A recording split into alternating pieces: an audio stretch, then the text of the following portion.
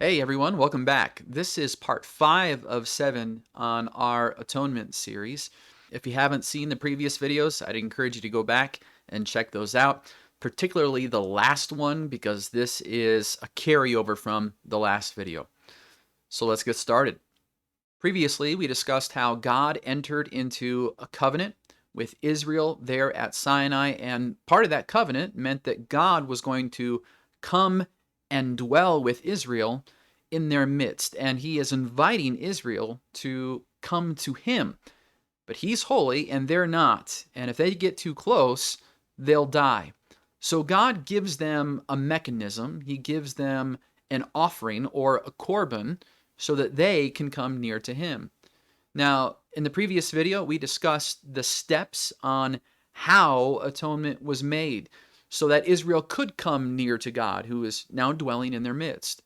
Now, the first step involved choosing an approved animal that was tamim, or unblemished, had to be blameless. Then the offerer would come near the altar of sacrifice in front of the tabernacle, and there he would place one hand upon the animal's head, symbolically showing that this korban, this offering, was now his blameless representative. So what happens next? Step number 3. Again, try to put yourself in the shoes of someone actually approaching the tent and coming near to God with your offering, with your korban. What would you do next? Well, after appointing your korban, your offering, as your blameless representative, the animal's throat is slit by the priest, and it quickly dies. Now remember what this animal is for. It's your blameless representative that will come nearer to God than you ever could on your own. Now, what would have happened if Adam and Eve tried to re-enter Eden to be near God? Well, they would have died. The cherubim with the flaming sword would have taken them out. So what's the first thing that happens when a person comes nearer to God? The life of the blameless representative is given in place of the one offering it. Now, there's something troubling about this. There's a real tension that is hard for us to resolve. I mean, just logically, a blameless thing could have entered into Eden. A blameless thing can be brought near to God, and it shouldn't have to die. Now, the Israelite, and if you're an Israelite during that time, you know that you're not blameless. But that animal is blameless, and it's now your representative. So it shouldn't have to die, but it does die. Why does it have to die? This whole ritual is Torah. It's instruction, and it's trying to teach us something. It was trying to teach Israel something. Now, what's it teaching? Well, first, that death is like a boundary line, that to come in closest proximity to God will mean an utter surrender of life. That because of our sinful rebellion and estrangement to God, being exiled outside of paradise, outside of Eden, into the wilderness of dirt and mortality and death, the only way for us to become fit for God's presence is a total surrender of our life.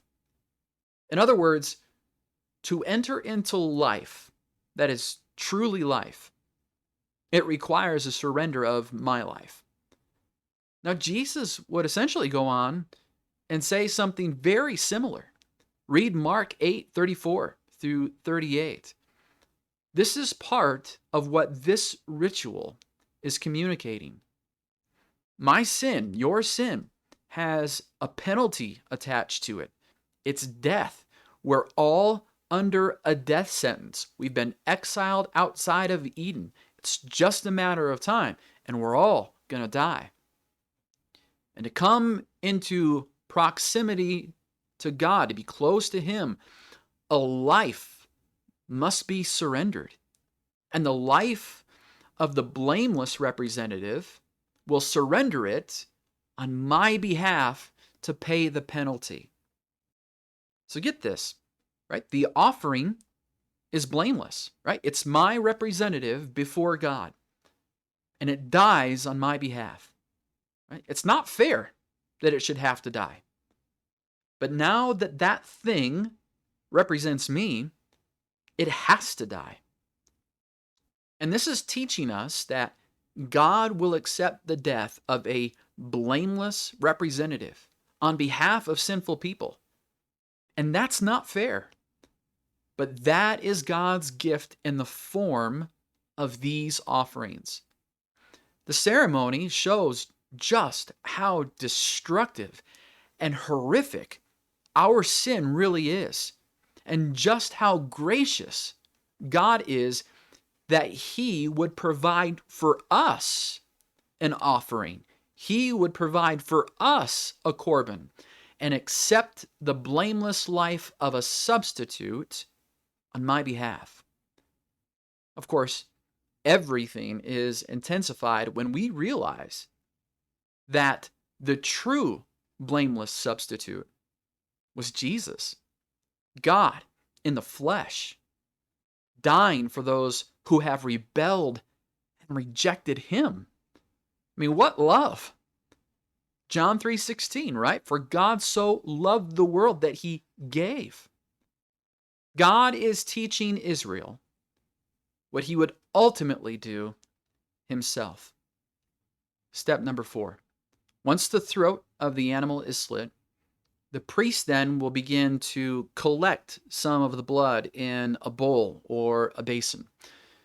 And depending on what the offering is for and the one who is giving the offering, the priest will then begin to sprinkle the blood on different things, be it the altar of sacrifice itself, or even going inside of the tent and sprinkling the blood on tabernacle furniture.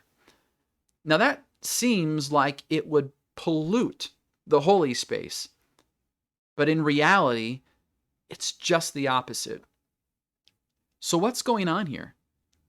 Here's what's important.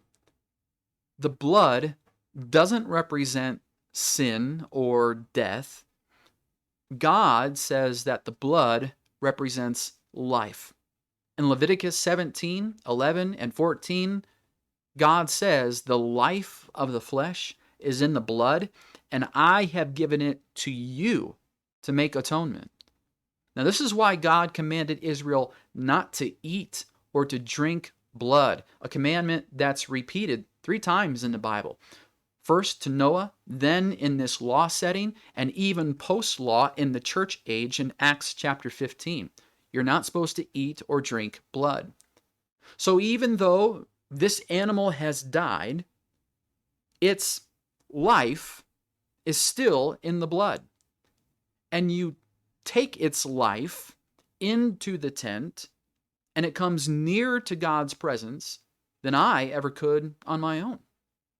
The life, or the blood, symbolically comes into contact with God's presence for me. Now, what the offerer gets then is forgiveness, as the blameless representative goes into the tent on his behalf. Through this animal and the surrender of its life, I, through it, get to go into the tent and be brought near to God. When the blood is sprinkled on things, the Bible says that atonement is made for me, and that atonement is made for the holy things. Now, you already might have a good idea of what atonement means for you.